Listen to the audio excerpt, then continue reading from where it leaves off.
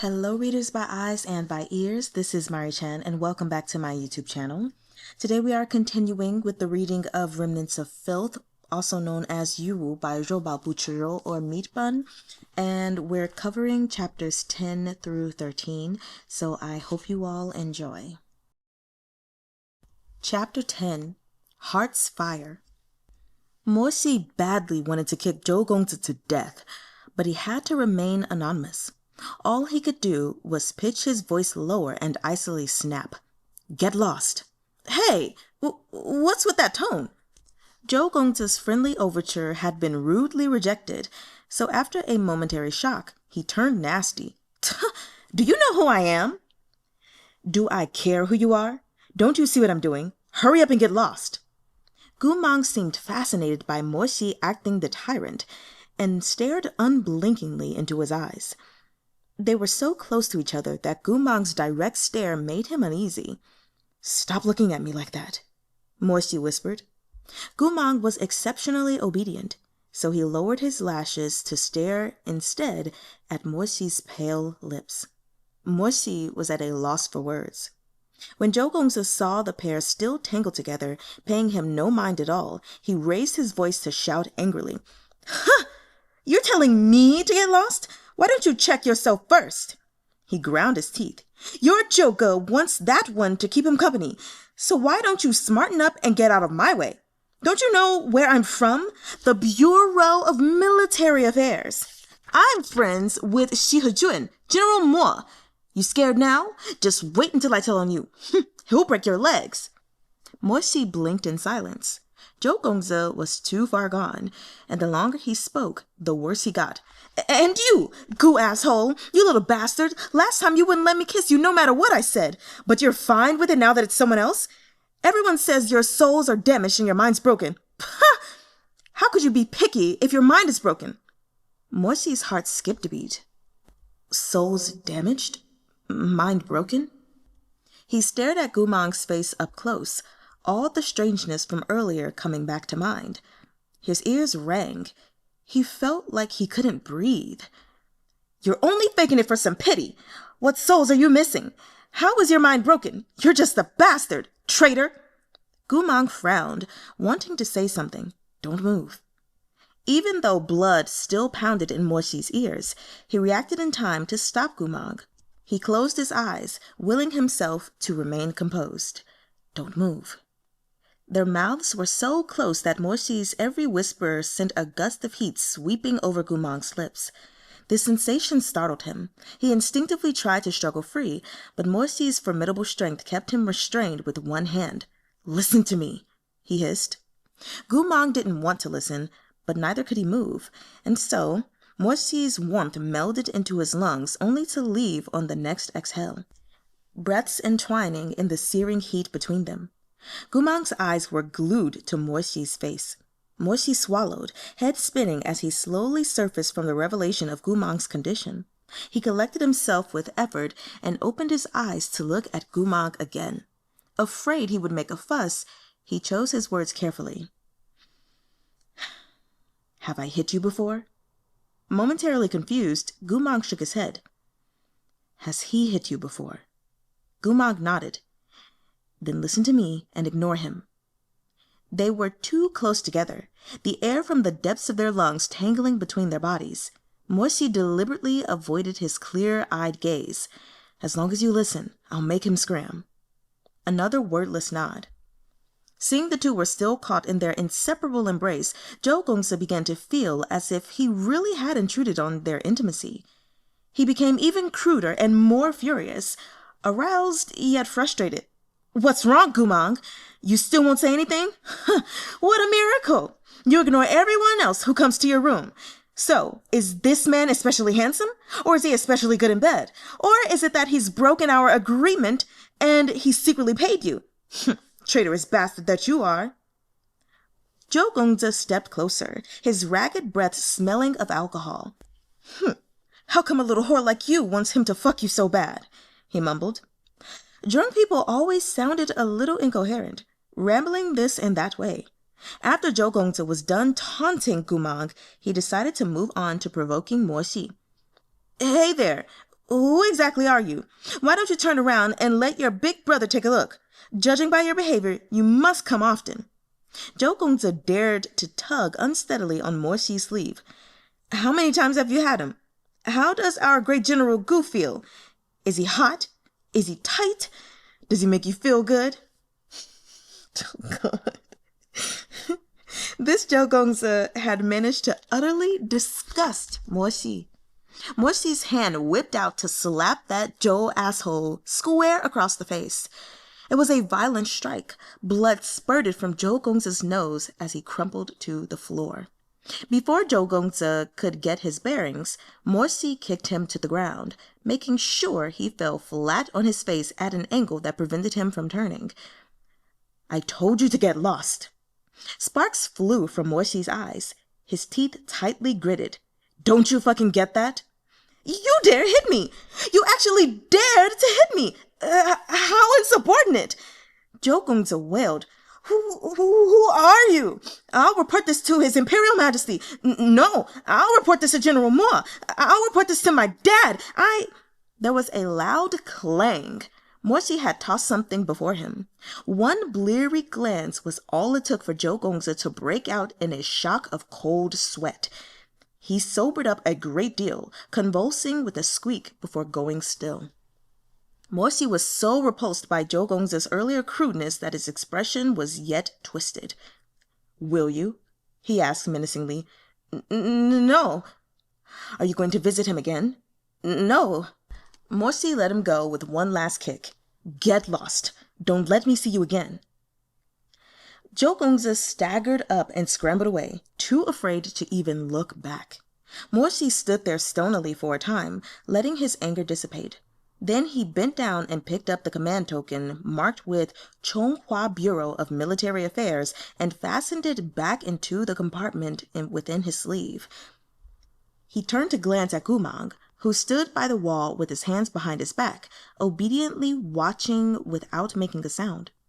In the chaos, his initial bewilderment had faded. Mo Xi had wanted to interrogate Goo Mahng further, but at the sight of Goo Mangg's peaceful face, all he felt was a pain, like his heart was being cut apart, a turmoil he couldn't suppress. There was no point in asking Goo Mahng anything more, and Mo Xi had no idea what would happen if he stayed any longer. Into this silence, Goo Mahng suddenly spoke. He's afraid of you. Mo Xi said nothing. You're scared of him too. Mo Xi seemed deeply insulted by this, turning to shoot him a fierce glare. Why would I be scared of him? You were scared he would recognize you. Mo Xi looked at him. His mood was no longer so vicious, though his expression remained displeased. What does that have to do with you? Did he? No. Mo Xi's voice was cold and stiff. It was as if the scalding breaths that had brushed against Goo Mangg's skin earlier had never existed. But he saw your token. There's no name on it. Every high-ranking official at the Bureau of Military Affairs has one. Mo Xi glanced at him as he fastened his sleeve compartment. You did too. Goo Mahng was surprised. Me? His confusion upset Mo Xi. He didn't want to talk to Goo Mahng anymore, and he still feared what he would do if he stayed. He pushed open the door and left without a backward glance. The freezing night wind blew at Mo Xi's face as he stepped into the street outside. He tried to calm himself, but to no avail. Souls damaged. Mind broken. Mind broken? Wind whipped across his face, the corners of his eyes stinging as if flayed. He'd yearned so long for closure, only to receive such an open ending. Who had done it? Who?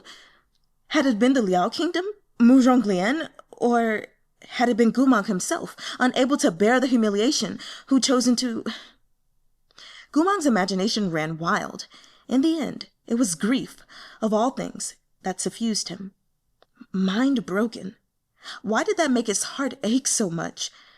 Yes, true, Goo Mahng had given him friendship and redemption, but Mo Xi had done everything he could to repay him, had nearly sacrificed his life to pull Goo Mahng back from the brink. Did Mo Xi owe him anything else? Had he let him down in any other way? Whether Gu Mang's souls were whole or his mind hale, what did that have to do with Morsi?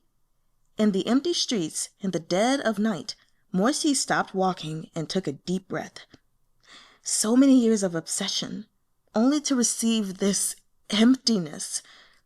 His hands shook against his will.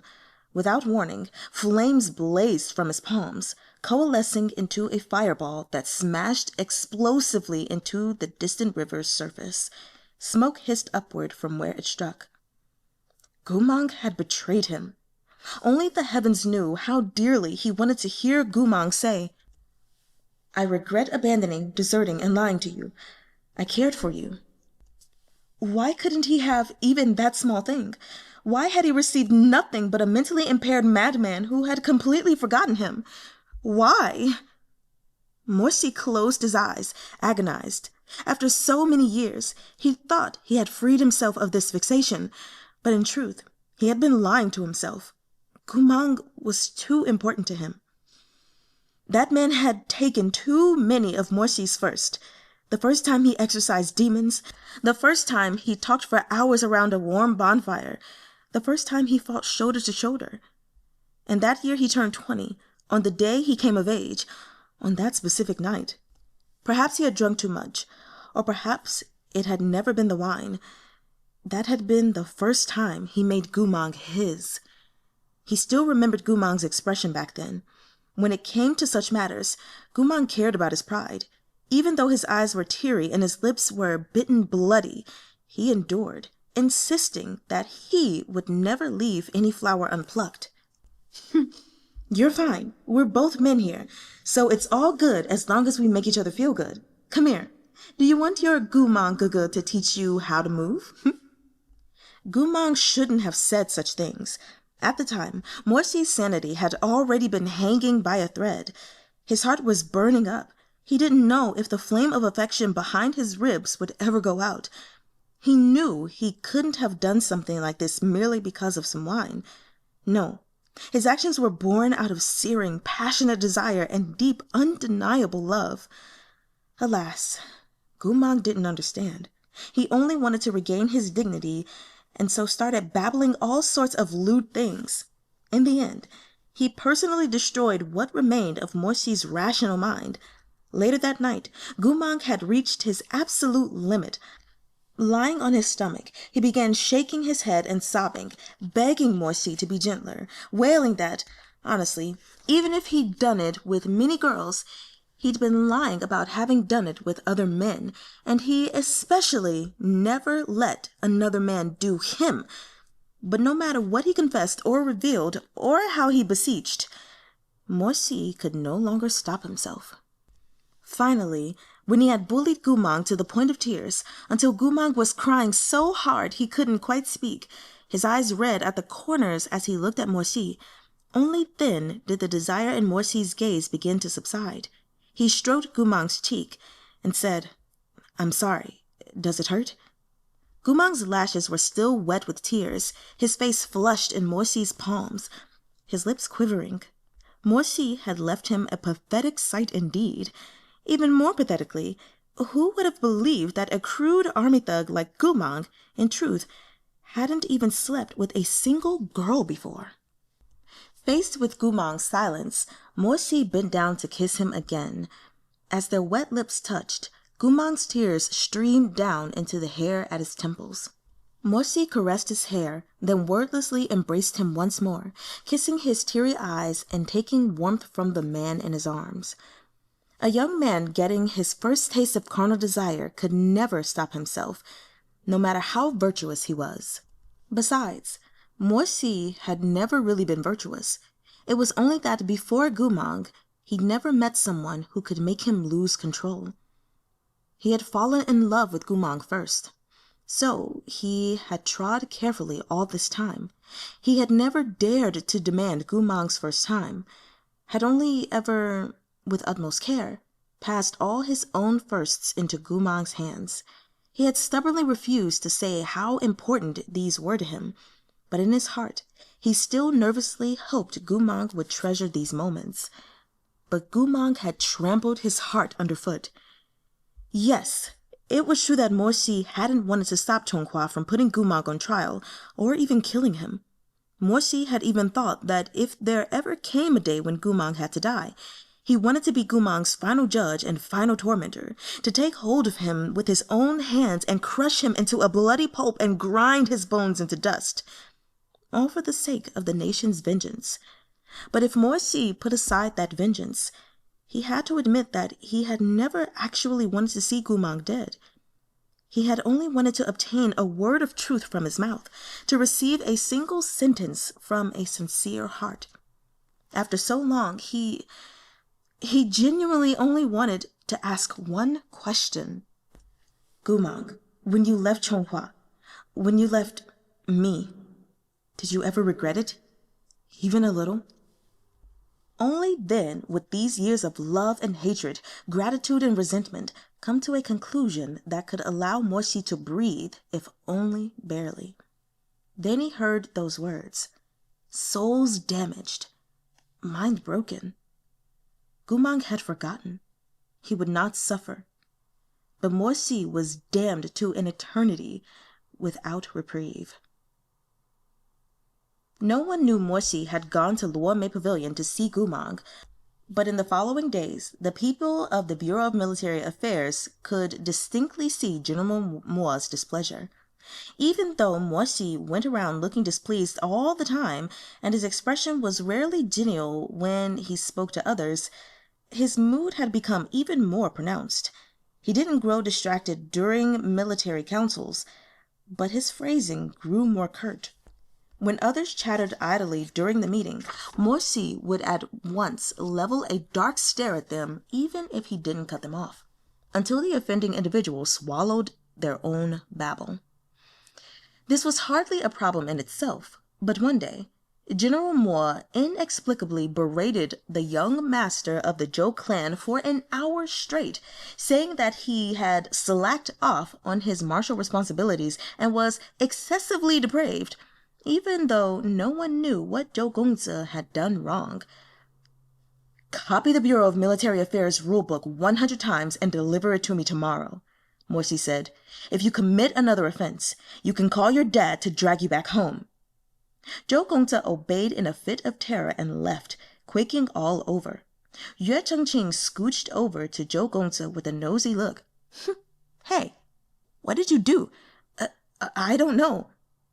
If you didn't do anything wrong, why would that ice cube of face get so angry? Yooeh Chenqing glanced around, smiling deviously. Be honest. Are you keeping a stash of portraits of Princess Mengzi? Zhou Gongzi's face paled, looking as if the heavens were about to strike him down. Bro, spare me. How could I dare? Yooeh Chenqing rubbed his chin and looked at Mo-si in the distance, who was staring down at the sand table with his arms crossed. That's weird. Then why does he have such a short fuse right now? In the end, Mo-si, with said short fuse, couldn't control himself. He pretended not to care for 2 days, but in the end, he asked his head housekeeper how Goo Mahng had been these past 2 years.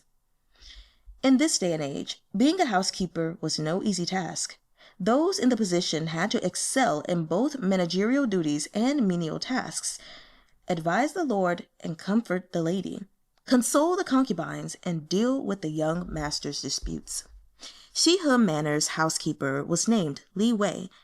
All the other housekeepers of noble lords envied him, as they knew General Mo kept a simple staff and had neither wife nor children nor concubines. It sounded like a blissfully carefree arrangement. Only Yooeh knew how hard it was to work in General Mo's employ, because General Mo would ask questions without the slightest warning. Sometimes General Mo's questions brewed in his mind for ages until he couldn't stand them anymore. By then, General Mo would have worn his own patience thin, so he would want to know the answer straight away and would be annoyed if it were even slightly delayed. In working for this master, Housekeeper Lee had to think 3 steps ahead before he did anything, then 4 steps ahead when it was done. After all these years, he had more or less honed himself into a prodigy. Whenever General Mo was quietly sulking, Housekeeper Lee would examine his body language to deduce what General Moo was repressing and roughly how long it would take before he exploded, as well as strategize how he should respond once General Moo did finally combust. This time was no different. Morsi bit his lip and said lightly, "Goo Mahng." Housekeeper Lee rushed to answer, "Yes, my lord, Goo Mahng is utterly ruined." "Was that my question?" Morsi said. Sometimes being too clever wasn't a good thing, so Housekeeper Lee obediently shut his mouth. Morsi turned around, eyes indifferent as he gazed at the pot of tea on the stove. It was a long while before he said anything more. Face blank, he asked, "How was he ruined?" Chapter 11. Slave Collar. In Liwei's opinion, working as a housekeeper for a man who never spoke his mind like General Moo was the most exhausting thing in the world. If time could flow backward, he would have chosen to work for official Liu with his 18 concubines instead. It was highly likely that the thoughts of the ruthlessly cold General Moo were more convoluted than all those 18 concubines put together. But time cannot flow backward.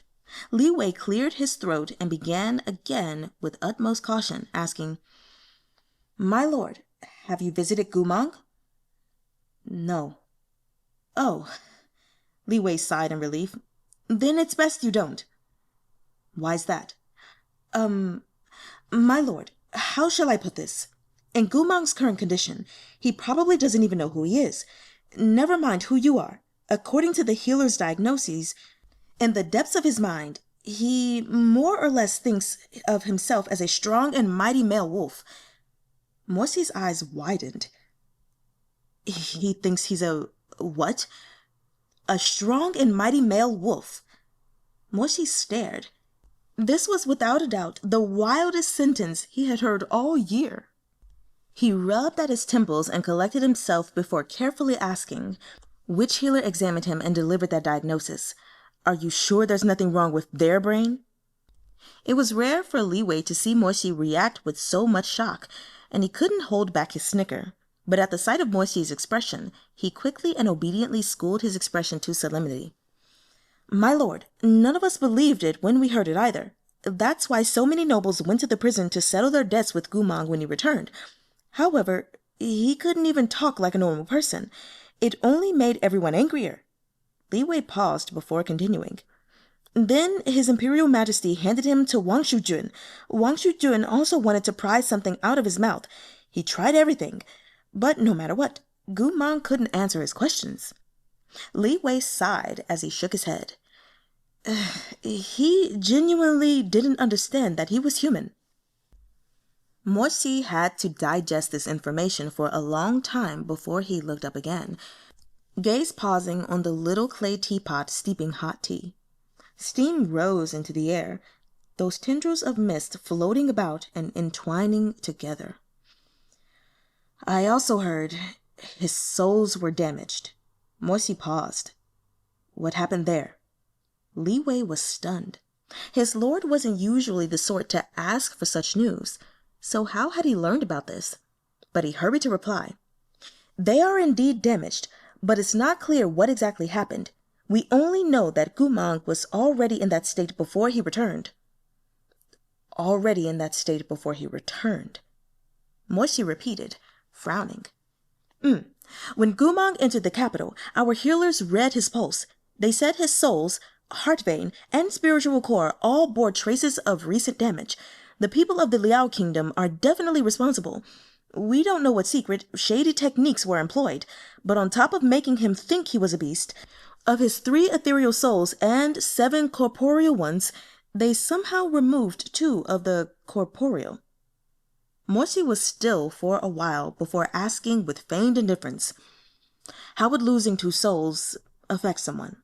"That depends on which 2 souls are missing. Shen-Nong Terrace said that of the 2 souls Goo Mahng had lost, the first had to do with memory, and the second was related to mind, which is to say, he runs into issues in those 2 areas, but the absence doesn't significantly affect anything else."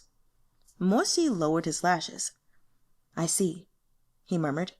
"Yes, Because he lost the soul related to the mind, in the beginning, he had entirely lost the power of speech.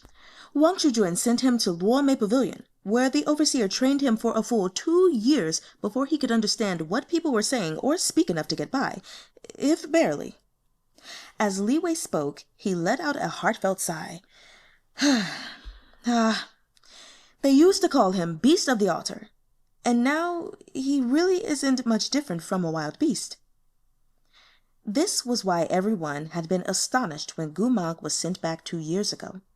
When the city gates had opened and the prison wagon bearing the traitor Goo Mahng slowly entered Chonghua, civilians on both sides of the road had seen that Goo Mahng was locked up alongside some wolves. Within the prison wagon with them was a buck, which the wolves proceeded to tear apart, spraying blood everywhere. Goo Mahng didn't bother to dodge the spray, instead crouching placidly amid the pack. The wild wolves seemed to treat him like one of their own. A female wolf even dragged one of the buck's legs over to Goo Mahng to court his favor. Goo Mahng had reached out and dipped his hand into the little blood. He'd licked at it indifferently, but hadn't cared for the taste, and so had lowered his hand again. Morsi listened in silence. At this point, Li Wei scratched his head. "But, my lord, there's something I don't understand." Morsi's dark brown eyes turned to look at him, impassive. Why would the Liao kingdom go to the effort of destroying 2 of his souls if they were already going to send him back? Perhaps he knew too much, Morsi said. By extracting those 2 souls, they could tie up that loose end once and for all. Li Wei was speechless. Goodness, how cruel! Can he ever recover? Morsi shook his head as if many things were weighing on his mind and didn't respond. 2 of Goo Mangg's souls had been removed. The only cure was to find and return them to the body. But in all the vast 9 provinces, who could say where Goo Mangg's 2 souls had gone, or if they still existed? I heard Wang Shujun kept him alive so he could experience suffering worse than death, Li Wei said. But I also heard he's awfully calm now, and not very interesting. Wang Shujun seems to have made a miscalculation. Oh, right. Li Wei remembered something and turned to Morsi. My lord, have you seen Wang Shujun since your return? Morsi shook his head. No. Although Wang Shujun held an important position in the Bureau of Military Affairs, his role was in fact altogether idle and had no attendant obligations. He was highborn and elegant due to his status. Of the 365 days in a year, it was considered quite impressive if he showed up for 15. Morsi looked up. Why are you asking about him all of a sudden? Honestly, these past few years, he's gotten worse and worse, Li Wei said. If my lord should run into him, don't bother stooping to his level. You know all too well that he's always looking for ways to make trouble for you. Morsi didn't find this the least bit surprising. In Chonghua, there lived 3 notable gentlemen whose characters exemplified the Buddhist values of virtue, mind, and wisdom. Jiang Yeshue's serenity and indifference to public favor had earned him the title of Mind, while Princess Mengce's benevolence and integrity had earned her the title of Virtue. Conversely, there were 3 infamous villains who perfectly exemplified the Buddhist poisons of greed, wrath, and ignorance. The one Morsi had to deal with most often was greed. Greed, of course, referred to one with an avarice for all that pleased, as well as a deep dissatisfaction when that hunger wasn't sated. This was the Wang Shujun that Li Wei had mentioned. Really quick footnote on the 3 notable gentlemen. Junzi, this is a term for a person of noble character. In historical settings, it is typically reserved for men. Returning to the reading. Wang Shujun's name was Murong Lian, and he was Goo Mangg's former master. In the beginning, it was he who had chosen Goo Mahng as one of the study attendants to accompany and look after their young master's needs at the Cultivation Academy. Wang Shujun never could have imagined that this little slave possessed such unbelievable natural talent. Within a few years, Gu Mangg's cultivation level had greatly surpassed his master's. Jealousy made Murong Lian hateful, and he constantly picked on Gu Mang, beating him, cursing him, and punishing him whenever he experienced the slightest displeasure. Everyone knew he had a cruel temperament and that his character was incredibly ill-suited to the mercy of his given name, Leeanne. Let us recall the simplest example. Once, when Gu Mang was exorcising demons, he came upon a small village. The carriers were plagued by sickness, and out of compassion, Gu Mang used Murong Lian's name to compel the imperial healers to prescribe them medicines.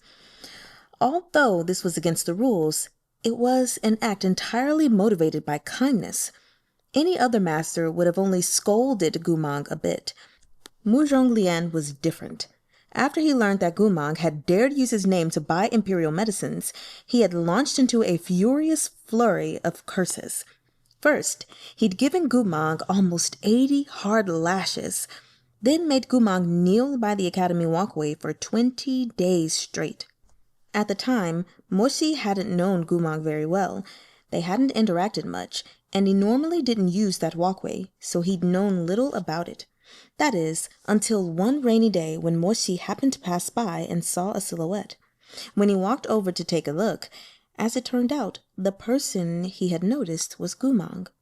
Gu Mang was completely soaked, black hair sticking to his freezing cheeks and raindrops streaming down his jaw. He knelt obediently amid the flow of the crowd with his hands around a wooden signboard with 6 sentences emblazoned on it in cinnabar. Slave impersonates master, shameless beyond description. Shee stopped before him. Crystalline raindrops splashed off his umbrella's paper surface and gathered to flow off the ribs.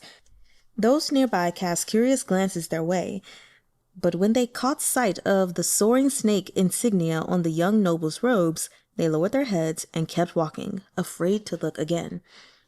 You... It seemed that Gu Mang had become dazed from sitting in the rain. He didn't even realize when an umbrella appeared over his head, nor did he notice that someone had stopped in front of him. When he suddenly heard someone speak from so close, he startled, his eyes flicking upward as he woke from his daze. A confused, soaked face came into Shee's view. There were bloodstains at the corner of the kneeling youth's mouth and whip marks on his cheek.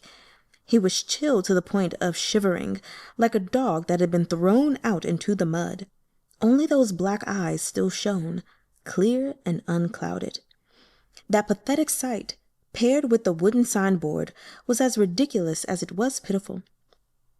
Shee and Gu Mang might not have been close, but Shee knew Gu Mang had requisitioned medicine with a fake identity because he couldn't bear to let a whole village suffer through illness. Thus, Shee went to Murong Lian's quarters at the academy and asked him for leniency. Not only did Murong Lian refuse, he descended into a heated argument with Shee. Finally, he sent for Gu Mang to come before him.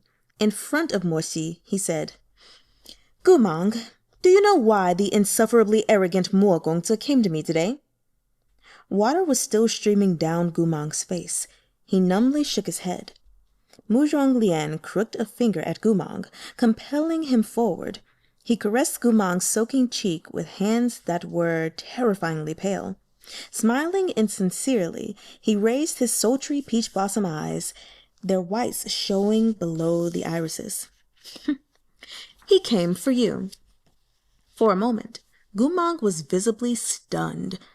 He turned to glance at the dark-faced Shee, then looked back at Murong Lian. In the end, he carefully wiped the rainwater on his face and grinned.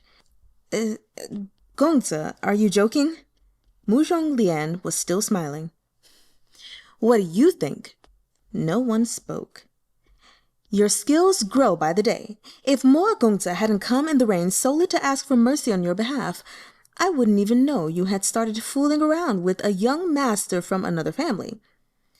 "Murong Lian," Shee bit out, "I'm only speaking up for him in the name of justice. Keep those filthy insinuations out of your mouth." Gu Mang blankly turned to look at Shee. There seemed to be a hint of gratitude in those sea-bright eyes, but while Murong Lian's attention was elsewhere, Gu Mang shook his head slightly at Mo Xi. Murong Lian shot Mo Xi a glance and snorted as if in threat. Then he turned around and sweetly said to Gu Mang, "Kneel." Gu Mang did as told, gradually lowering himself all the way down and dipping his head before Murong Lian. "Take off your upper robe. Murong Lian! These are my quarters. Mo-gongzi, no matter how high your rank, you shouldn't be trying to scold me in my own rooms, no?" Murong Lian glanced at Gu Mang once more. "Take it off." Gu Mang did as he was told. He took off his outer robe, exposing his strong and toned physique, lowering his lashes and saying nothing. Murong Lian slowly looked him over, from the lines of taut muscles to skin that glowed like honey under the lamplight. Murong Lian was very slender, and his eyes raked across Gu Mang's body the same way as a perpetually freezing young scion would look over a fine fur pelt, as if he wished for nothing more than to tear off all of Gu Mang's skin and wrap it around himself to make himself stronger. Attendants hurried in and brought Murong Lian hot ginger tea. He took a sip and sighed. "Gu Mang, isn't it nice to have a spiritual core? Doesn't it feel good to have so much influence at the Cultivation Academy? Aren't you so happy you were able to befriend a dignitary like Mo-gongzi? I can't imagine who gave you the courage to lie about being Murong Gongzi for the sake of a prescription, and all to save a handful of low-born villagers." Murong Lian snickered. He set down the teacup with fine-boned hands and suddenly looked up. "Have you forgotten your station from birth?" Gu Mang lowered his head even further. "I would not dare." "Your holy weapon, your clothes, your spiritual core, everything you have today was bestowed upon you by the Moo-wrong clan. You are nothing without Wangshu manner." "Xihe-jun is right to reprimand me." Really quick footnote, Xihe-jun is the title of a young master and direct heir of a household. Returning to the reading. After a long interval, Murong Lian burst out laughing. "But since you're so strong, I obviously can't mistreat you, lest you grow independent and end up serving someone else." He barked out an order to his attendants. "Go get the young master."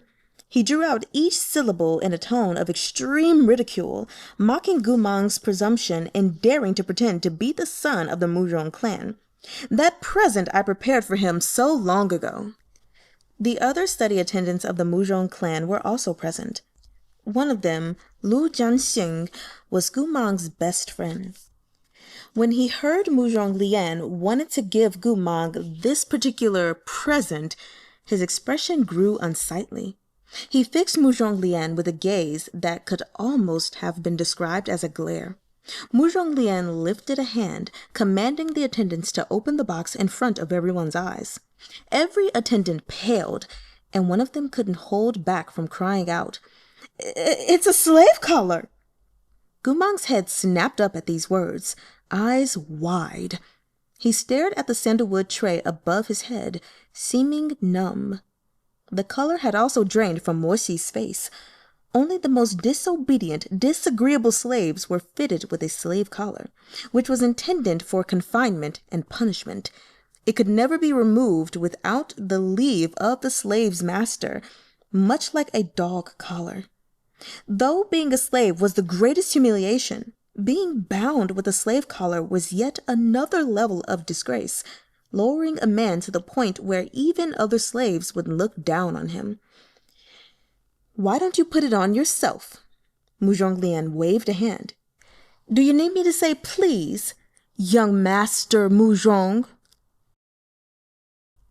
Chapter 12. Murong Lian. Mo Xi, standing to the side, was furious. "Murong Lian, watch yourself.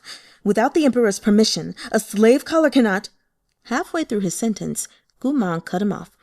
"Such a precious gift," Gu Mang said loudly, talking over Mo Xi in a tone that brooked no argument. He reached up and accepted the tray.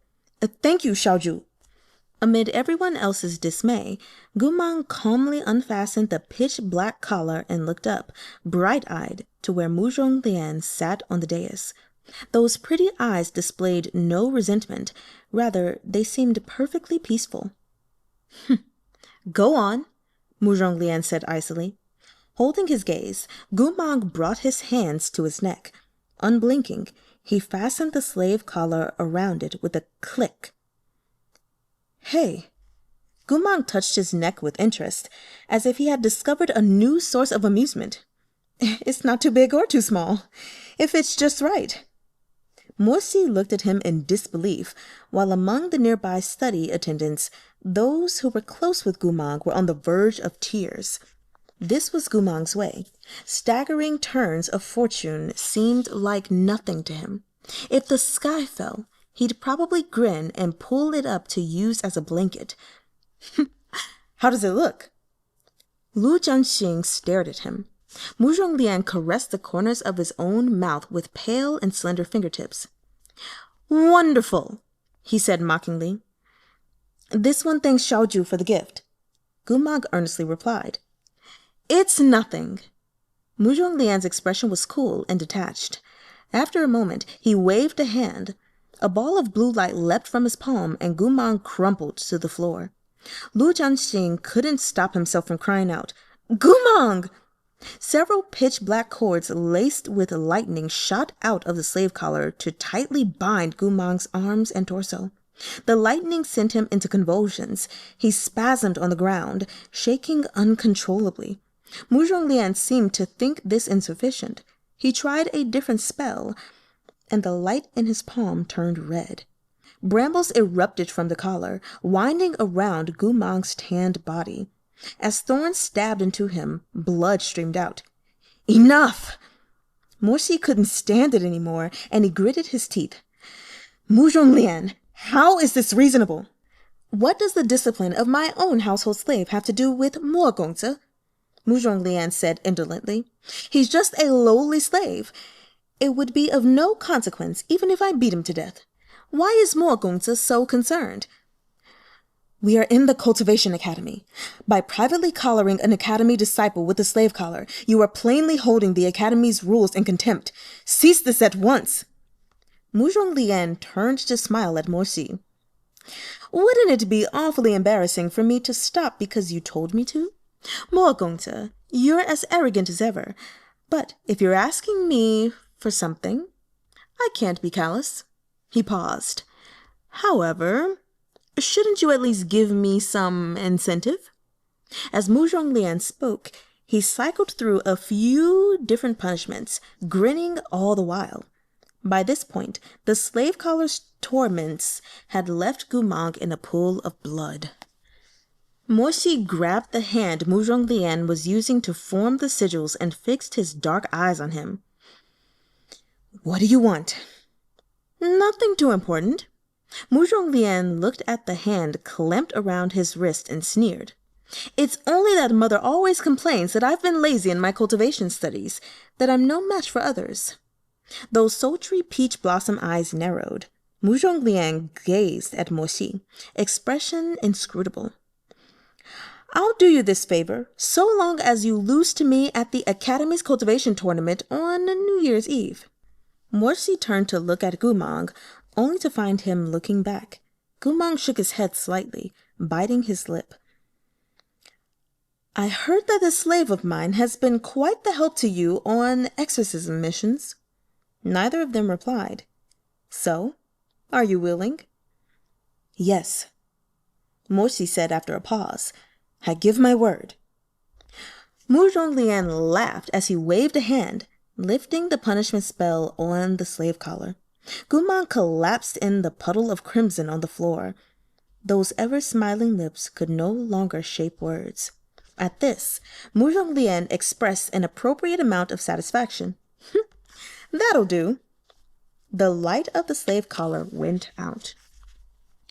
"Just stay there until you stop bleeding," Murong Lian jeered at Gu Mang. "It'll save you from having to do extra laundry.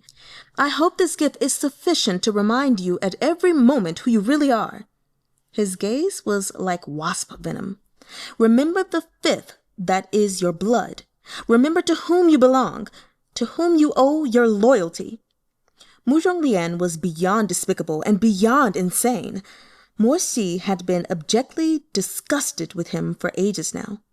What Shee could never understand was why Goo Mahng had been so hell-bent on staying at Murong Lian's side despite the cruelty. More than 20 years had passed without the slightest hint of rebellion from him. Goo Mahng was no masochist. He was exceptionally intelligent, fearless, and assertive, which was why Shee found this foolish loyalty absurd. He couldn't even begin to guess what Goo Mahng had been thinking, nor did he know what exactly had transpired between Murong Lian and Goo Mahng. It was a mystery even to this day. And now, as Yooeh brought up their old quarrels again, Shee couldn't help but think that his reminder was rather unnecessary. Xihe-jun had always been wholly vile. How much worse could he get? He certainly didn't expect that when he finally saw Murong Lian again in person, he would be unpleasantly surprised. One day, once court matters had concluded, a few young masters suggested going to relax at the new Pitchpot Tavern in the eastern part of the city. A new female cultivator was joining in on the fun. Really quick footnote, Pitchpot is a game involving tossing arrows or sticks into a wine pot. Returning to the reading. Xihe-jun, why don't we go together? She asked.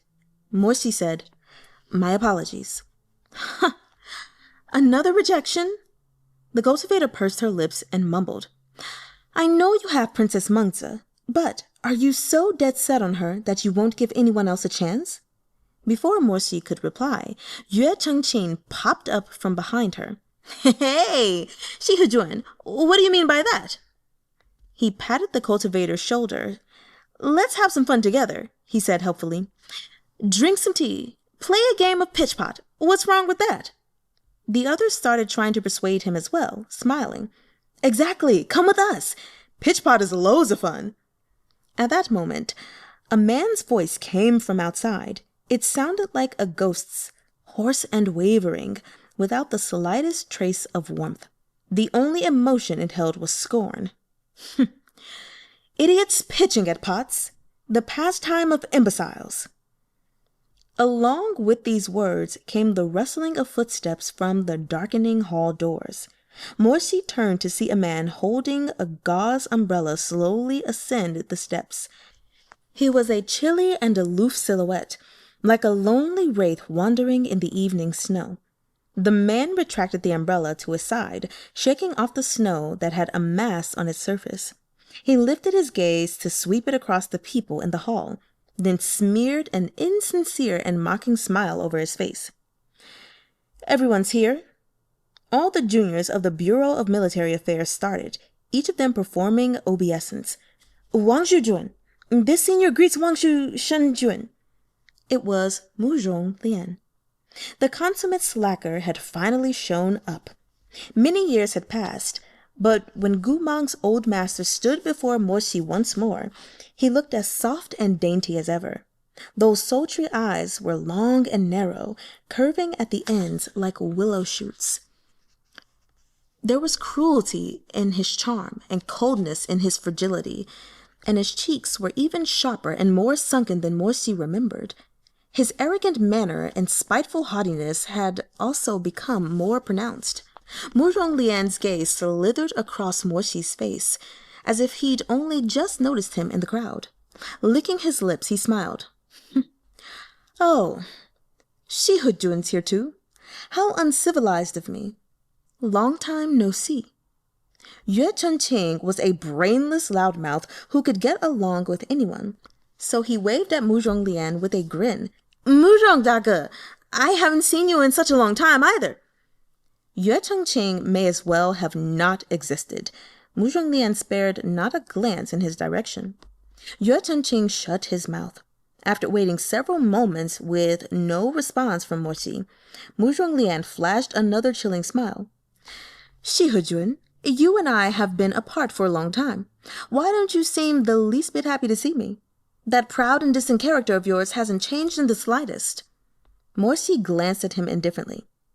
Yet Wang Shujun has changed a great deal. I presume the affairs of the capital have been a terrible strain. They've caused Wang Shujun to lose so much weight. Murong Lian smiled. Yes, unlike you, I'm part of His Imperial Majesty's inner circle, and thus must help him shoulder his burdens. How moving, Morsi said icily. Xihe-jun versus Wang Shujun was like thunder against lightning or stone against blade, filling the atmosphere with tension. Out of all the people in that hall, only the good-natured blockhead Yooeh Chenqing was still willing to speak. He looked at both sides and persevered.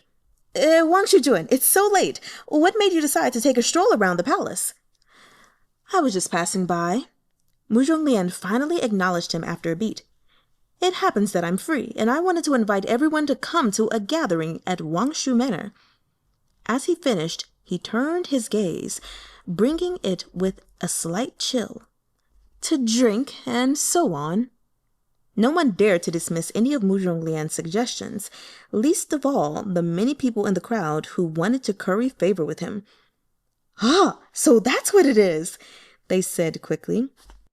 Obviously, it would be impolite to refuse an invitation from Wang Shujun. Murong Lian shot a glance at Morsi's face. Xihe-jun, are you coming? Morsi looked over at Yooeh Chenqing. Since Yooeh Chenqing was still young and easily influenced, he thought it would be best for him to keep his distance from Murong Lian. Yooeh Chenqing and I are busy, he said. We won't be attending tonight. What? No way! It's so late. How can we be busy? Yooeh Chenqing's eyes flew open. As if I'd want to discuss military matters with you. I want to drink at Wangshu Manor. He ducked behind Murong Lian, looking as if he'd rather be beaten to death than read another imperial military memorial. Since Yooeh Chenqing had openly demonstrated where he stood, Morsi couldn't force him.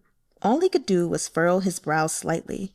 Murong Lian turned, his arms behind his back, and gazed at the snow fluttering down outside the hall doors.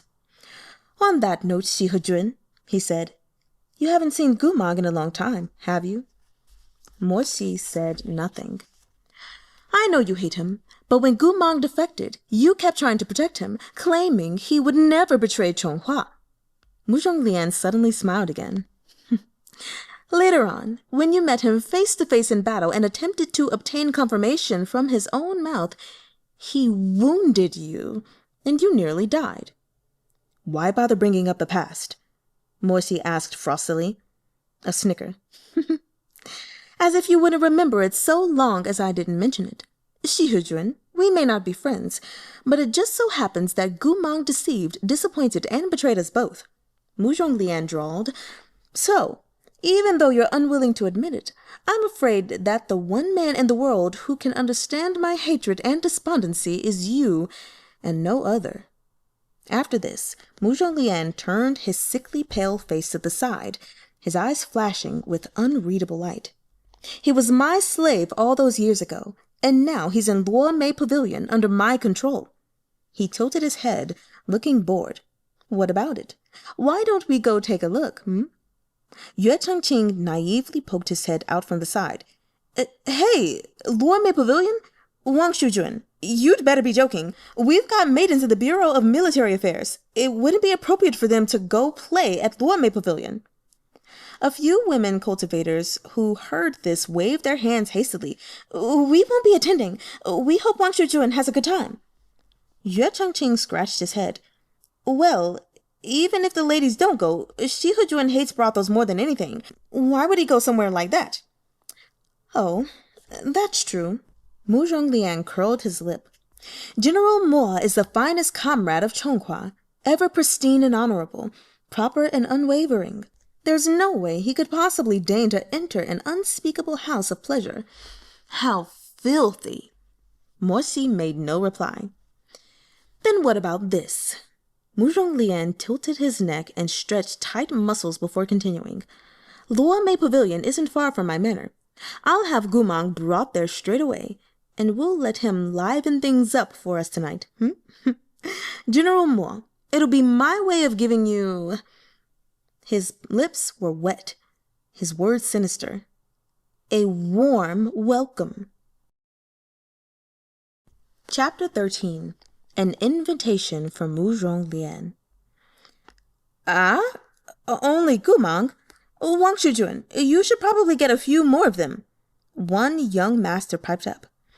The two great noble lords, Xihe-jun and Xihe-jun, both had reason to hate Goo Mahng. Thus, the young men didn't hesitate to scoff. Given Goo Mangg's current condition, it'd be impressive if he didn't ruin the mood. Murong Lian had ignored him at first, his eyes locked on Xie. But when he heard this last, the corners of his lips curved up into a smile.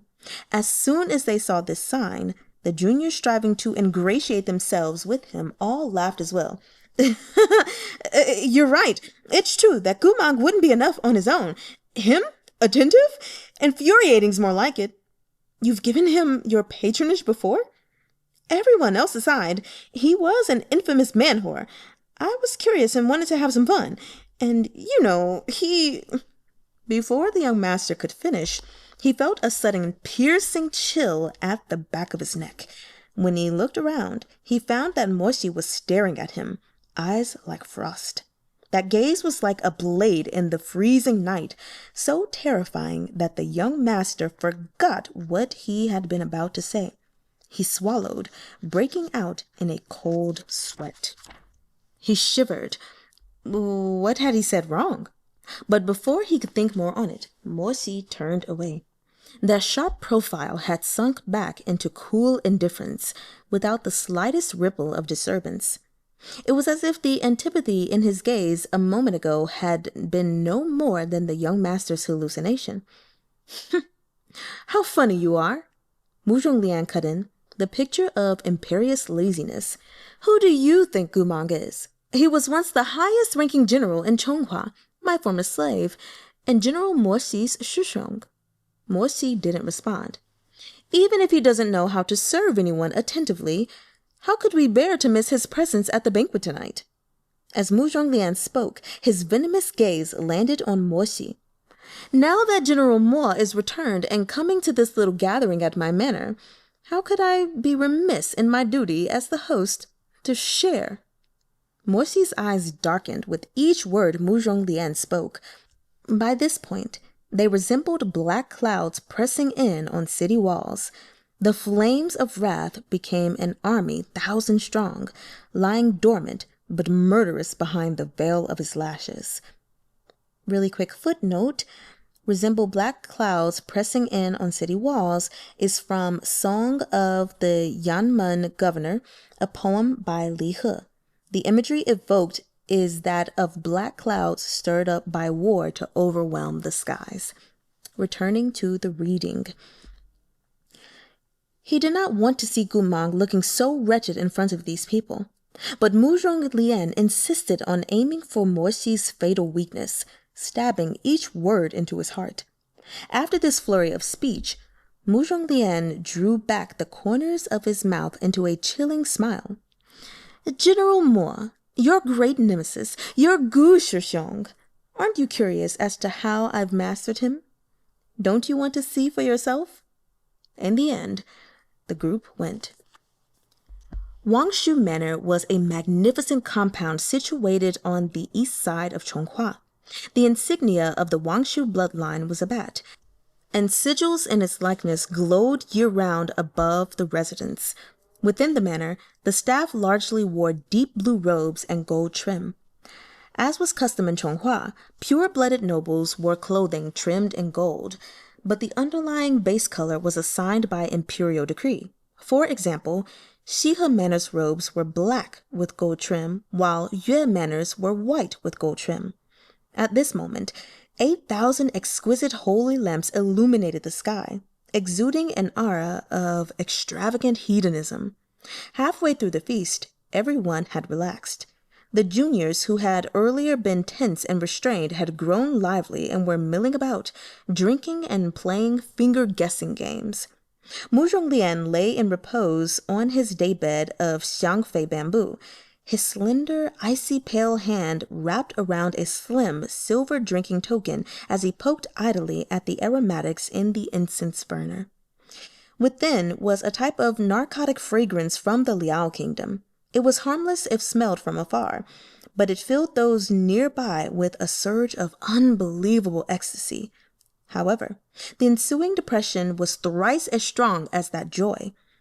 To keep experiencing the ecstasy, the incense had to be inhaled repeatedly and more often, which made it an addiction quite difficult to quit. The late emperor had banned the stuff during his reign. The sight of Murong Lian's rapturous expression, so hazy amid the smoke that he seemed like an illusion, filled Mo Xi with irritation. Yooeh Chuhn-ching was sitting next to him. As he peeled at the smoke Murong Lian was inhaling, he found himself curious. He wanted to take a closer look, but Mo Xi stopped him. "Sit down." "What is that?" "Ephemera," Mo Xi replied flatly. Yooeh Chuhn-ching was shocked. "Ah! As in the Liao kingdom's ephemera?" He looked over anxiously. "Looks like Wang Shujun's addiction is serious.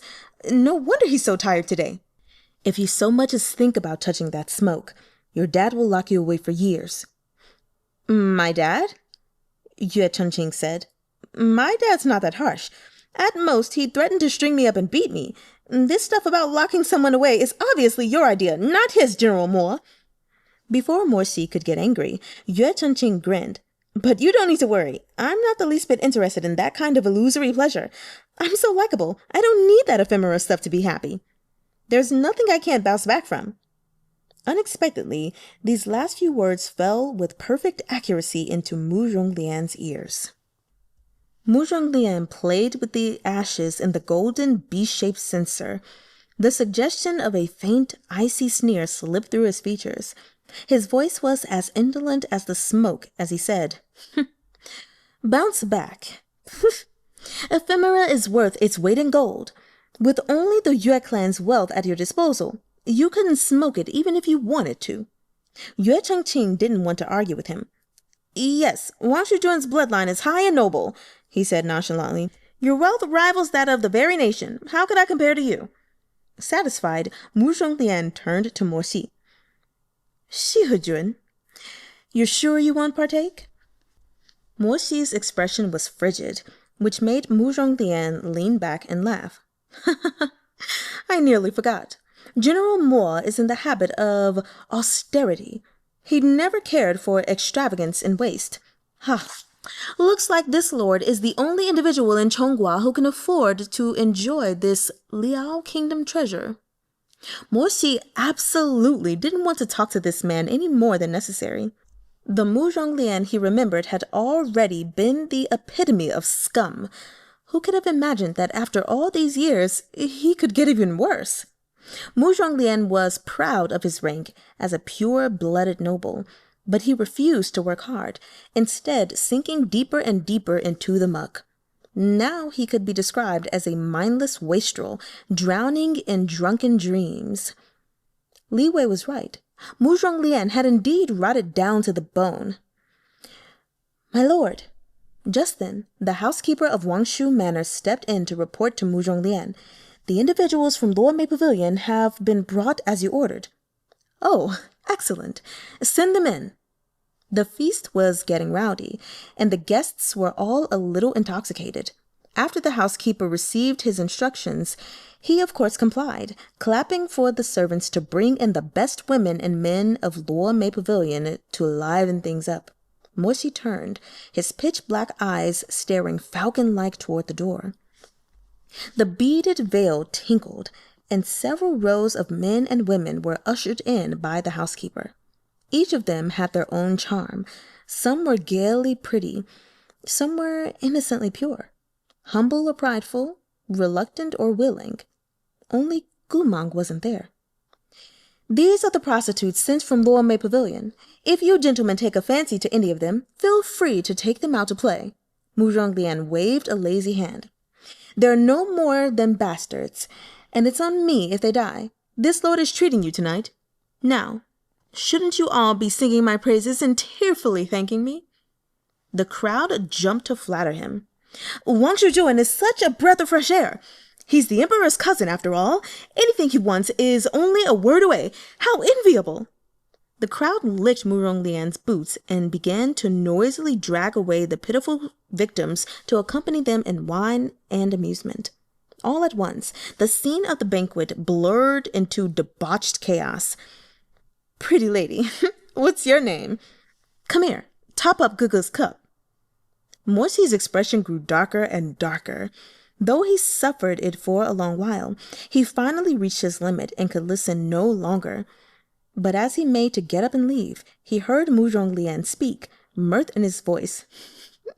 "Xihe-jun, is there no one here who pleases you?" "You've had too much wine." "I have not," Murong Lian scoffed. "And Xihe-jun shouldn't be in such a rush to depart.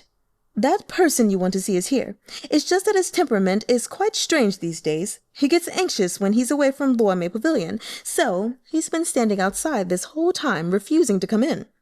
As he spoke, he filled his own cup, downing it on one draught. "If you don't believe me, take a look for yourself." Morsi turned toward the doorway. Just as Murong Lian had claimed, the disjointed swaying of the bead veil revealed a silhouette in the shadows beyond, as if a wary beast were hiding in their depths, looking cautiously outward. "Do you see?" Murong Lian said. "Why don't we bring him in to have some fun with you?" When Morsi didn't answer, Murong Lian smiled. He stretched his cheeks flushed red from drink and shouted, "Hey, everyone, wait a moment. What is it, Wang Shujun?" Murong Lian narrowed his eyes, the scorn and malice on his face instantly intensifying. "You're all so poorly behaved," Murong Lian said. "You rushed to take these beauties into your arms, but didn't any of you notice our noble Xihe-jun's lap is still empty?" Morsi was rendered speechless. Under normal circumstances, no one would dare make such jokes about him. But these young masters were mostly wastrels. A minor wound would make them refuse to step onto the battlefield, and a major injury would make them refuse to leave their sickbed. Few of them had ever worked directly with Morsi. Furthermore, they were drunk, so they spoke without a shred of propriety. "Xihe-jun, the capital isn't like the army," one of them slurred with a grin. Beauties are everywhere, and those belonging to Wang Shujun are the best of the best. Why do you decline this offer?" "Even though he's in the most vigorous years, Xihe-jun's always busy with military matters. You ought to relax from time to time." "Right? General Mo's been to countless battlefields, but he's never entered a single veiled bed, Kennedy. Life is bitter and short, so you should enjoy the present," another snickered. Yooeh Chuhn-ching was still relatively sober. When he saw Morsi's expression, a sense of dread rose within him. Come on now," he hurried to cut in. "Why don't you guys shut up already?" Morsi glanced at him. Against all odds, this kid was the one taking things seriously. But the next thing he heard out of Yooeh Chuhn-ching's mouth was, "If you keep running your mouths like this, when Morsi explodes and starts killing people, I'll be the first to flee." Morsi glowered wordlessly. Everyone stared at each other in their addled, half-drunken states, wearing stupid grins. In this torturous silence, Murong Lian looked sidelong out of his peach blossom eyes, his glance intoxicated yet icy sharp. "Xihe-jun, even with all these peerless beauties before you, you want neither the women nor the men. I think," he smiled maliciously, "the one you yearn for is actually your enemy, isn't it?" So saying, he shouted toward the doorway, "Come, bring the traitor commander Goo Mahng for our General Mo." Chapter 14. Xihe-jun the Liar. The housekeeper escorted Goo Mahng forward. The iron chain around his neck clanked with each barefoot step he took out of the shadows. Goo Mahng had seemed exceptionally calm the last time they met, as if he didn't feel the slightest unease within his own territory. But now, even though Goo Mahng's face was impassive, his muscles were tense, and the keen gaze hidden behind those long lashes was full of wariness as it swept across each face in the crowd. By chance, those eyes met Morsi's. Something shifted in Morsi's heart. He knew his current circumstances were incredibly delicate. If Gu Mang happened to mention their previous meeting at Luomei Pavilion, though Morsi wouldn't face any dire consequences, nothing good could come of it. But although he knew better, some hidden place in his heart secretly howled, hoping Gu Mang would react to him differently than he did to the others, if only by the tiniest bit. Too bad. Gu Mang disappointed him again. Gu Mang had no interest in Morsi whatsoever. He doubtless saw him as simply another one of his strange clients. He glanced at him swiftly and directly, then carefully looked away. Morsi stared stormily into his exquisite jade cup on the table and began to fiddle with it, eyes downcast. "Oh, the illustrious former beast of the altar," Murong Lian said with an insincere smile. "Why so anxious, Gu Mang? You've served my family ever since you were young. You're merely visiting an old haunt. What's there to be afraid of? Come!" He waved Gu Mang over. "Come here." Gu Mang slowly stepped forward, eyes falling upon the incense burner in front of Murong Lian. He sneezed, seemingly irritated by the ephemeral fumes coming from the censer, and quickly turned to bolt. Murong Lian didn't expect him to act out. Once he came to his senses, he shouted sternly, "Grab him!" Gu Mang's spiritual core had been destroyed, but his martial strength was still formidable. His legs whirled, violently striking a few people nearby. Then, with a push of his hand off the floor, he leapt up like a panther, dodging the servants trying to grab him, and landed steadily on the ground. His movements were as smooth as flowing water. Even without the aid of magic, they were breathtakingly powerful. Gu Mang sent his opponents flying with a kick. Glancing backward, he scratched his cheek, then turned to keep running. "Well, a starving camel is still larger than a horse. Likewise, the ruined General Gu is still stronger than these sorts." As Murong Lian spoke, he shot a glance at Morsi. "Don't you agree, Xihe-jun?" Morsi's arms were crossed as he leaned against the edge of the chair and ignored Murong Lian. Instead, he watched Gu Mang dodging and ducking in the hall. Gu Mang's martial foundation was absurdly good. It took the slaves of Wangshu Manor a great deal of effort to subdue him. By the end, they were all covered in sweat, their noses bruised and faces swollen. "My lord, we found him." "Look at all of you, panting like oxen. If I didn't know any better, I'd think you were the one whose spiritual cords had been broken. Not him. Idiots." The servants hung their heads, swallowing anxiously. Fortunately, Murong Lian didn't continue to berate them. Instead, he swept his sleeves and said impatiently, "Bring him back." Gu Mang was once more led to the center of the hall. Because he still refused to obey, they were compelled to bind him tightly with spells as they escorted him to the front of the dais. "Kneel!" Gu Mang didn't want to kneel, so someone in the group brutally kicked the back of his knees, and he crumpled to the ground. His face, neck, abdomen, and knees were tightly bound with black immortal binding ropes. His expression was confused yet furious, and his originally baggy robes were now gaping open, exposing a broad swath of his pale chest. Murong Lian stepped down from the bamboo daybed, holding the silver spoon he used to poke the fragrant ash. Bending down, he stared fixedly at Gu Mang. "All of Chonghua falls under the dominion of the Murong name. General, where will you run? Where can you run?" With that, he slapped Gu Mang across the face. The sound of the strike echoed crisply. Murong Lian hadn't held back in the least, and 5 marks appeared flushed across Gu Mang's cheek. His head was smacked to the side.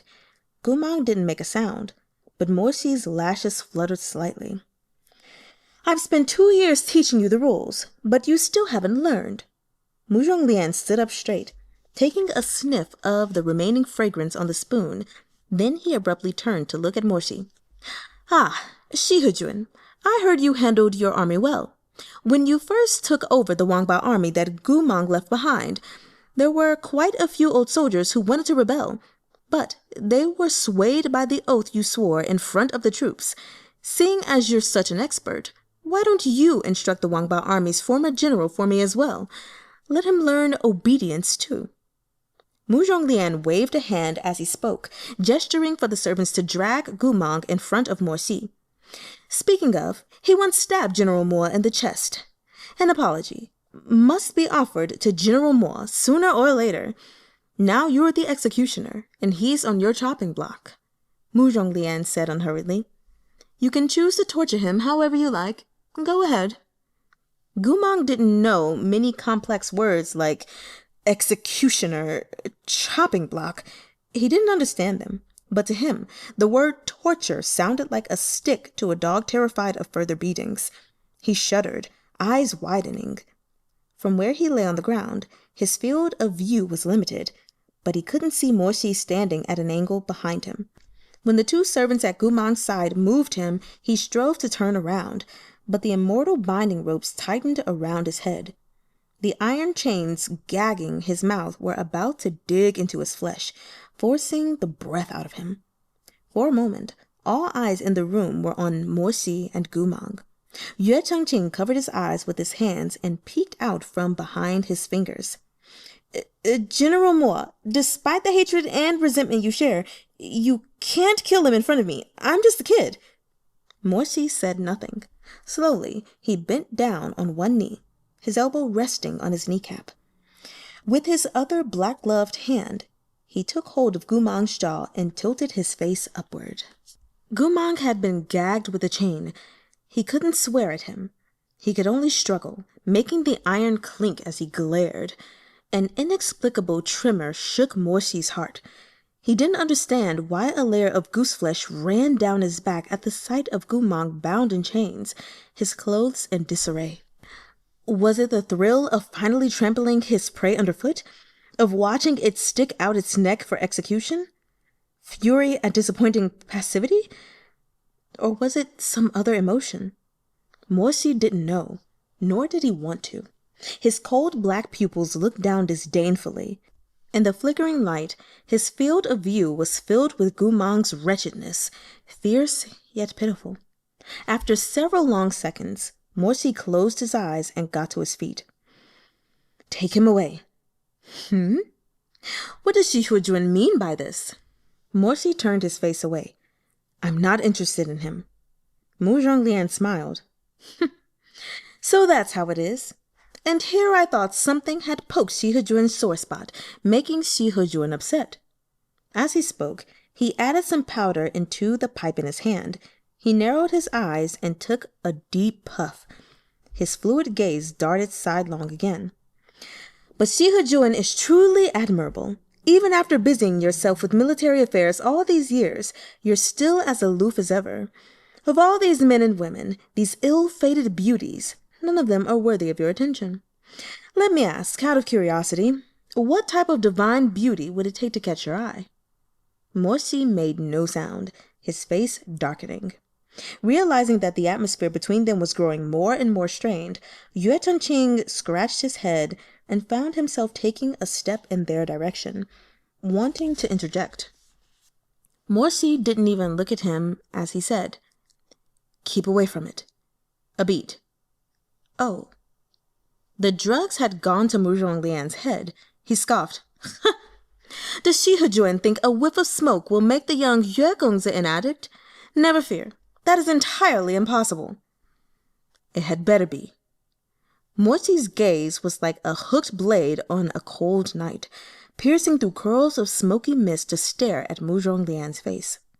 Perhaps due to the power struggles between aristocratic families, Murong Lian didn't care for the Mo clan in the least, and he had made things difficult for Shee since they were young. He was constantly trying to ferret out Shee's likes and dislikes and to gather information that could be used against him. This was far from the first time he had attempted to probe his thoughts by making such insinuations. Murong Lian laughed and continued doggedly to interrogate Shee in his usual way. You still haven't answered my question. There are all manner of beauties in my Luomei pavilion, men and women alike, and more than 100 in total. Does Xihe-jun truly not care for a single one? You needn't trouble yourself worrying about my personal matters. Murong Lian took another airy drag. tapping the pitch-black pipe with jade-pale hands as he exhaled a fine cloud of smoke.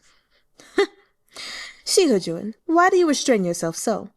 I know you value your reputation, but as I see it, it's better to enjoy yourself while you can. Those insignificant things, like righteousness and character, are akin to drifting smoke.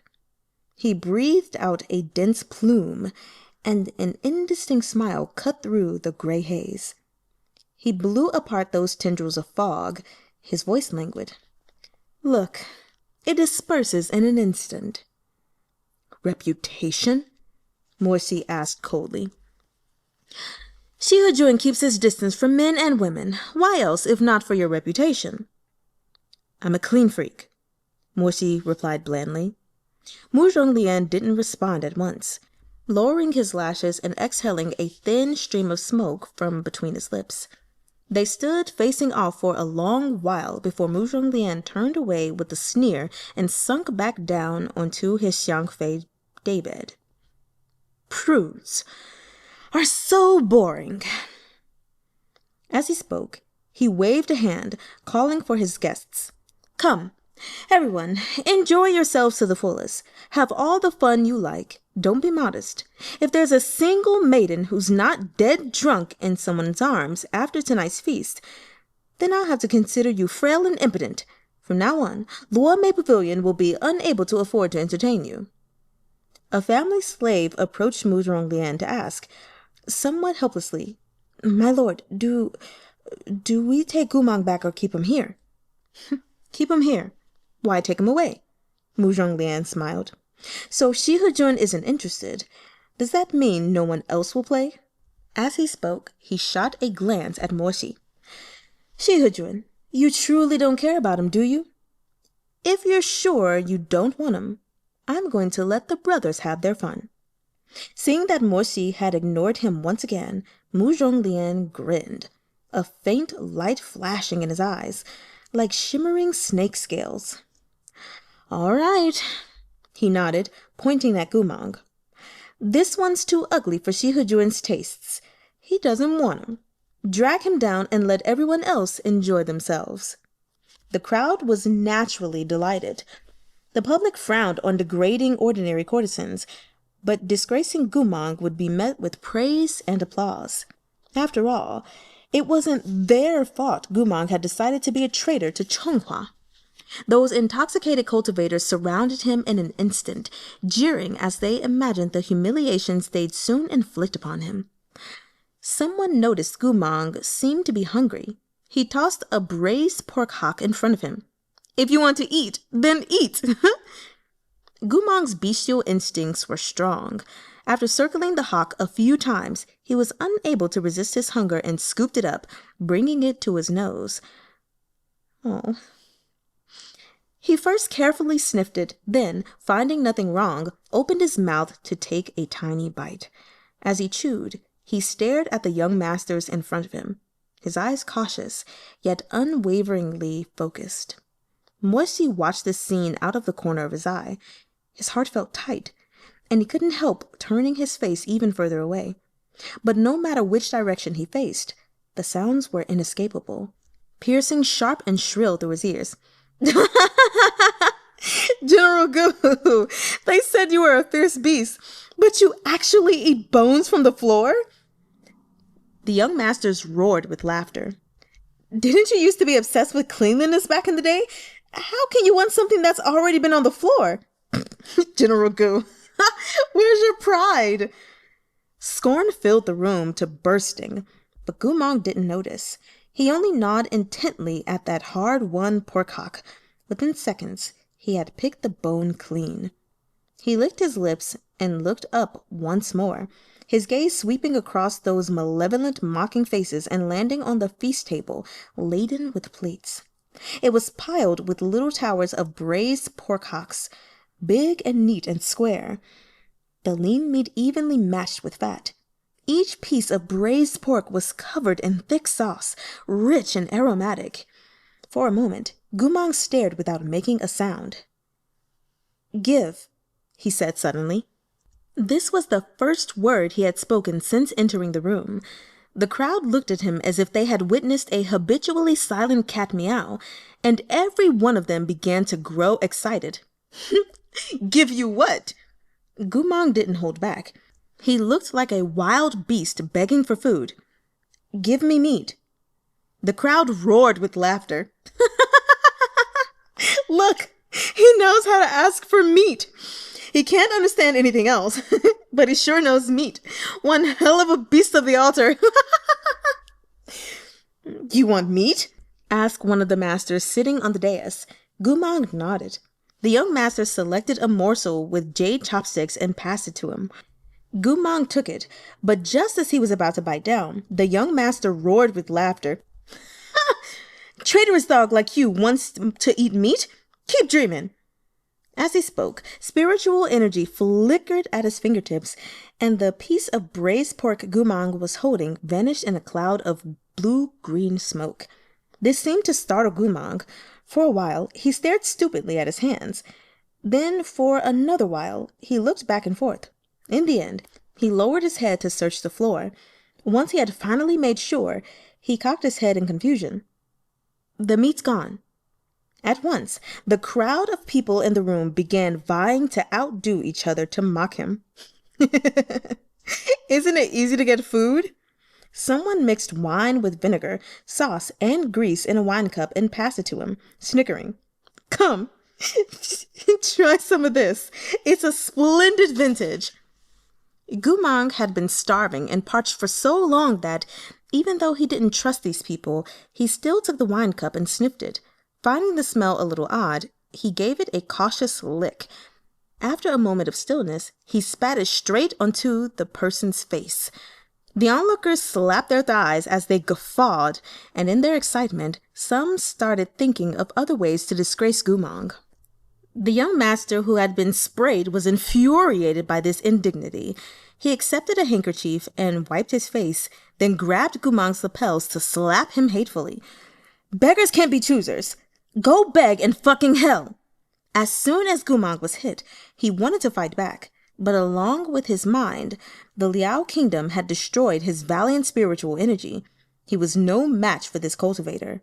Those chains restrained him nigh instantly, clanking as he struggled vainly against them. He could do nothing but glare daggers at his opponent. His eyes really did resemble a wolf's. Teach him a lesson! Beat him! Yes, beat him! Who didn't hate Goo Mang? Both Shee and Murong Lian were present tonight, and all these young masters sought to curry favor with the two noble lords. Not a one of them held back a mote with their magic. Offensive spells pelted Goo Mang like rain, as vicious as they could manage without killing him outright. Goo Mang was soon breathless under the onslaught. He didn't understand why these people hated him so. He wanted to speak, but his mouth was full of blood. Still unsatisfied, some of the young masters retrieved the wine cup from before, which wasn't fully emptied, and spat into it a few times. Then they grabbed Goo Mang's chin and shouted, Open up! You better swallow. Drink! If you don't drink at all, you're not leaving tonight. This crowd of rich and powerful nobles had surrounded Goo Mang to debase him. Because they wanted to impress Xihe-jun, they strove all the harder to torment him. Suddenly, they heard a muffled bang from the corner. The whole group whipped around, only to see that Shee had shot to his feet and tossed his jade cup onto the table. He had been playing with his wine cup in silence all this time, but now he finally looked up, his expression dark as night. Well, that sure was a lot. And oh my God, man, that was so much. Let's go ahead and go through my notes, shall we? So the first thing that I have to say, I'm going to go all the way to the beginning of my notes, is that when it was speaking about Goo Mang's flirtatious nature in the past, it was very reminiscent of Wei Wuxian. You know, how he had spoken up and flirted with a lot of girls, but he was actually chaste or innocent. Basically, he didn't have any experience, really. It kind of reminded me of that, so I thought that was interesting to just see similar characters, but from different authors. The next thing I want to talk about was whatever was done to Gu Mang's soul that makes, or souls, I'm sorry, that makes him think that he's a wolf and not a man. It's crazy. Like, in some ways, I'm not gonna lie, that sounds like a really cool thing to be able to do. But on the other hand, that just sounds so sad. And it's one of those things where, like, clearly Goo Mahng isn't all the way there. So he's not feeling the embarrassment and humiliation that people are truly wanting him to feel. But as the reader, oh man, it's so sad. It is so humiliating. And I'm glad that he's currently not aware of what's happening. Or like he's aware, but I'm glad his normal self isn't aware, because he would be so freaking humiliated. I mean, we obviously know he's going to come back to his senses. And so the question is, will he remember his wolf days, as I'm going to call them? Or when he, gets his memories or whatever back, will he not remember those days? And how is he going to respond? And so I'm just really interested to see how that's going to work out, even though, I mean, technically I already know, but we're going to pretend I don't know. We're going to pretend like I didn't read the first 3 books. Yeah. So, the next thing I want to talk about is Murong Lian, because right now he's the bad guy. He's the villain, and I am not feeling him at all, because he is a spiteful, jealous person who also just likes to give people shit for no reason. Like, you're jealous because Gu Mang has talent. He's exceptionally good at cultivation. So now you just want to beat him down and everything. And then that whole scene where, it flashed to the past where he put the slave collar on him, and that slave collar, not only is it just symbolistic, is that a word? Yeah. Symbolistic, it is today, of him being like even lesser of a slave, but that collar comes with pain and torture. He's able to use it to torture Gu Mang, and that is so sad. And then it can't even be removed by anyone other than Murong Lian, which sucks. Oh my God. I don't like him. And the way that he keeps like picking and probing at Morsi, just trying to find his sore spot, it's just, I would have been and killed this man by now. I'm saying that I wouldn't have, but I would have. So then the next point I wanted to go by, there was a part where the people were basically like, oh, so that's what it is. And I just, for some reason, I guess wanted to share with you all how to say that, because I feel like that's something that it's commonly said in Mandarin, when you're watching shows and stuff. It's like, oh, so that's how it is. Oh, so that's what it is. Oh, okay. And it's 就是这样. So all of them are going to be 4th tone, which is going down, but 就是这样 就是这样. So 就是这样. Anyway, that's the only Mandarin lesson for today, other than, maybe some names or whatever. Then we're going to go to my next note, which I do hate Murong Lian. But for those of y'all who have the book, if you don't remember what page it was on, it's on page 140. This man has no reason to be so hot. I'm so upset. Who's the illustrator? ST. Why did you make this villain? That's what I'm calling him for right now, even though I'm sure it's probably someone bigger. Why did you make this villain so sexy? It's not even fair. How am I supposed to hate him? No, seriously though, I hate him so much, and he's an addict, which just makes it worse. Anyway, yeah, you guys, if you don't have the book, please Google Murong Lian, because the guy is hot. If you want to know how to spell his name, it is in the description where it says names mentioned. So there you have that. So then the next thing that I want to talk about is actually on page 141, which is actually kudos to Yooeh Chenqing, because he has been pretty goofy all of these chapters, only getting serious, when he's in trouble by with Morsi, basically. But in this moment, when it comes to drugs, he had a pretty good head on his shoulders. He's like, oh no, you ain't got to worry about me, Moshi. I have no interest in that lame stuff, essentially. And then even when Murong Lian was like, man, you couldn't have this if you wanted it, he didn't even put up a fight. He was like, there's no point in arguing with this man about something that I'm not even interested in. Yep, you're better than me. Okay, yep, I can't afford it. You got a lot of money. Yeah. So it was just nice to see like a more mature side of him for just the moment. Good on him. And then, whew. Oh, yeah, I have a note here just complaining about how Murong Lian likes to taunt Moshi, which is really sucky. And then, truthfully, my last note, which was kind of just throughout these last few chapters, I think it was the last 3, is just seeing how people really are, because it's like this, you know, in real life as well. Even if people are doing something that they know is wrong, they'll still do it when they want to earn the approval of someone who is deemed as popular or has high status or something like that. And so you see these people just being, what is that phrase? Flying monkeys.